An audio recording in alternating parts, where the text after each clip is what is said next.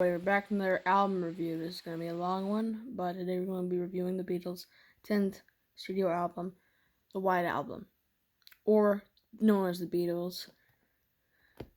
Self-titled, but we all know it's the White Album. So the title is going to be the Beatles' White Album. Yeah. Whew, this is a long one. And it's going to be a long episode, too. But first, let's get off my back what you guys want to know the most. The continuing story of Fall. Now, I'm not a believer in this, nor do I think it would ever be real. I think, and it's pretty much a theory, and it's kind of a stupid theory at that.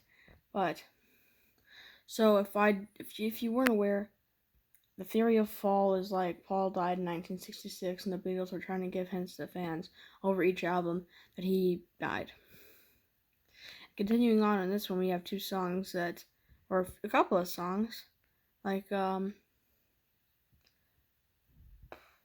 Revolution 9. You play it backwards, it says "Turn Me On, Dead Man." And I'm so tired. Which people, if you in the last one, to find these hints about if Paul is dead, you gotta actually find them. What you gotta do is all you have to do is just, if you're in the belief of Paul is dead, and you really do believe it, so same thing, you can find the hints. But if you're really just going on these albums with no belief in the theory, you won't even hear them. So in the back of "I'm So Tired," a personal favorite of mine from this album, and Paul and John Lennon is saying something in French, and these theorists, these conspiracy theorists, said Paul is dead, miss him, miss him, miss him, when John's saying something in French, which means again, which probably means he was calling to do the album again, or the song again. And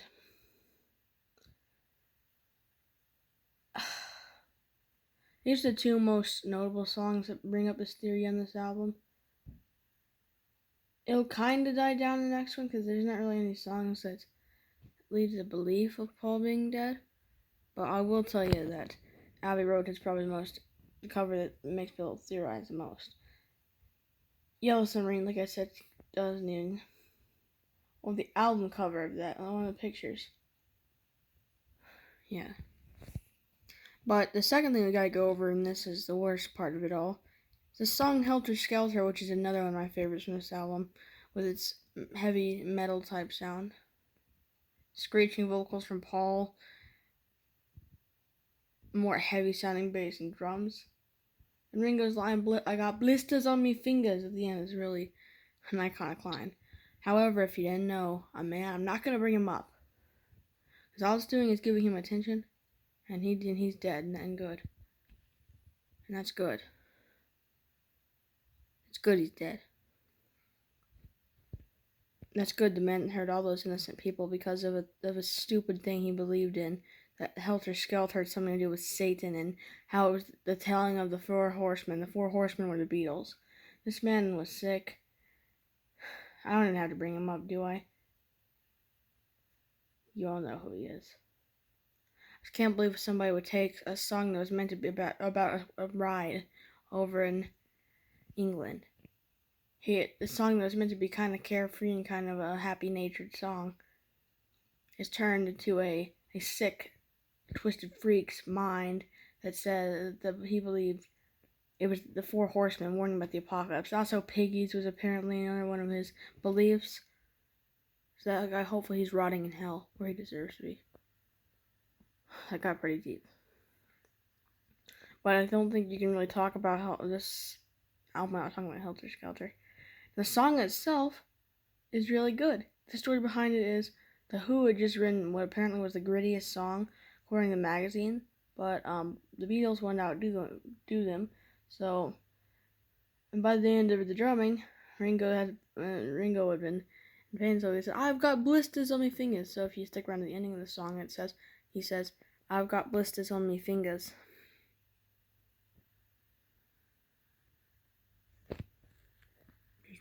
Here's Ringo right there.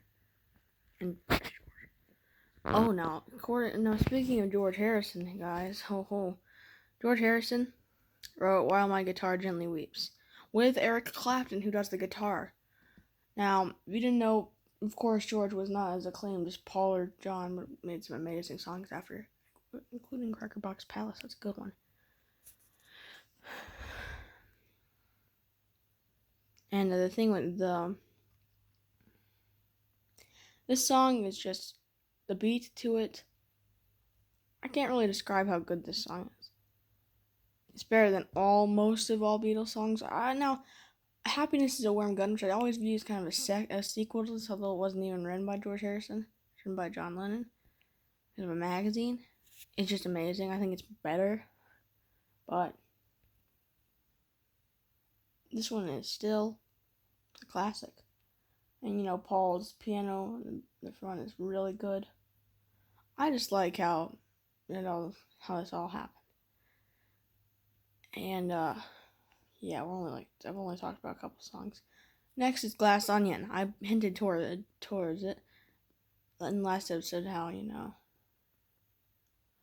Well, the theory does continue with the wall. I'll give you a clue for you all. The walrus was Paul, which if this is a theory that theory says that John's trying to give a clue to all of the theory conspiracists that Paul is dead.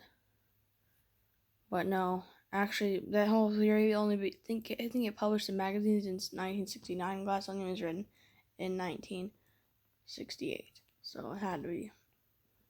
Don't make sense. Now, Julia was written in India. Oh, that's another thing to mention. The Beatles took their trip to Cage this time. And this didn't go so well. For George and John, they really enjoyed it, but John couldn't do his drugs, he was a very man. He wanted to sleep, so he couldn't do it. That's why I'm So Tired was created. In the song Julia, Ocean Child, which also is Yoko means. So, yeah, this is about the time. I do need to get to that once we go to the story of Ricky Cage. Now, Ringo couldn't stay for long because of his food allergies. So we had to bring canned food because, if you didn't know, Ringo is allergic to pizza and I think chili, so the spices and chili and Thai. So unfortunately, he wouldn't be able to do so well if he stayed for so long. Yeah, I just feel bad for Ringo, poor guy. And Paul left too. By the time John got back, he had an affair with Yoko Ono, having an affair. He met her in 1966, but around this time, it's when he started having an affair. Cynthia, his first wife and the mother of his son, came back and saw them sitting at a table. He said, "Well, hi."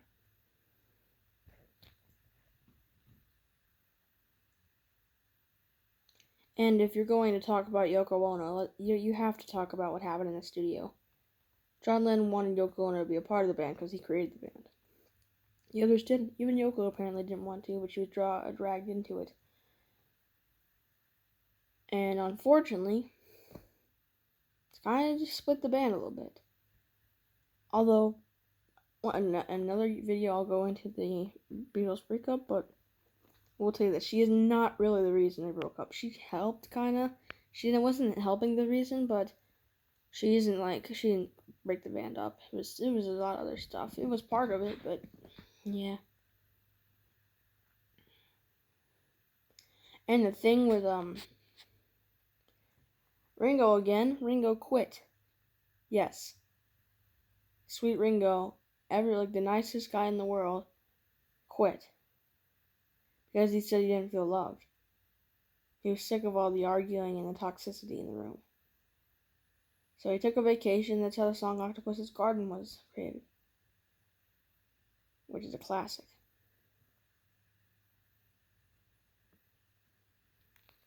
And the thing that I have to mention with Ringo, he came back, and George decked the room out in flowers, which is probably sweet for Ringo to come back. And so yeah, Back in the USSR and Dear Prudence are both done by drumming by Paul McCartney. which Paul even says himself he's not that good of a drummer. Songs like Rocky Raccoon had a southern type charm to them. Funny stories. Like I said, Paul can tell some amazing stories, sad ones and happy ones, and just goofy ones. And this is a goofy one.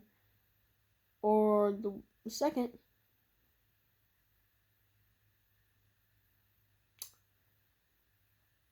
The second song that I think is a really good song on this is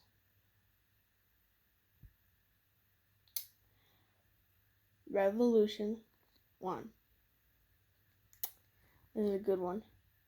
It is a true, amazing type of song. It's kind of like Imagine.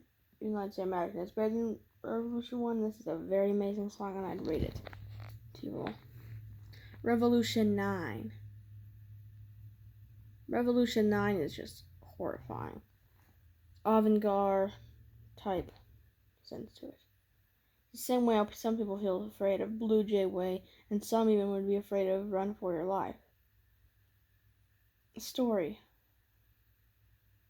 4. An amazing story, as I'd have to say. Classic. As much as it's called the worst Beatles song, I don't think it deserves this. It's an amazing song. Even though it's not really a song, it's a song collage. But the thing I would say would always say with this song is the story of Paul is dead and it's never going to go away. This is just synonymous with that theory. And Happiness is a Warm Gun, into that. Happiness is a Warm Gun is an amazing song. It's got some pretty funny lines, like when John says, "When I put my finger on your trigger, no one can do me harm." I think we all know what he's talking about. But yeah.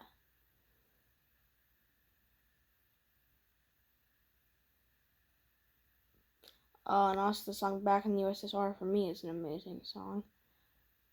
It's got a good beat to it. It's good opener. Very good opener. And the White Album as itself is truly the beginning of the end to the Beatles. A true, almost sense of differ. The White Album wasn't even recorded all of them in the same room. It was recorded with them in separate rooms. And there was only a few recordings that were them together. I think Happiness in a Warm Gun was one of them. But yeah. In my opinion, they're amazing songs. Amazing song. This album is a little bit messy. Didn't need to have 30 songs on it, but for what it is, it's a good album. I would have to place this number 5 on my list of my favorite Beatles albums.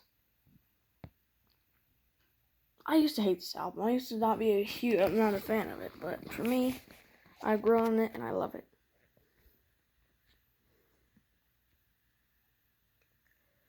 So that leads to the rating.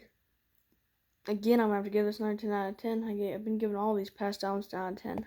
I know I was joking. I gave 100 out of 100 for Sgt. Pepper's and Revolver, but I guess that would still be 10 out of 10 for me. I don't know if you really can go over 10. You probably could if you were like 100 out of 10 or 10 out of 100. But yeah, I'm gonna have to probably go with all these albums would be 100 or 9 or 8. There's no bad Beatles album.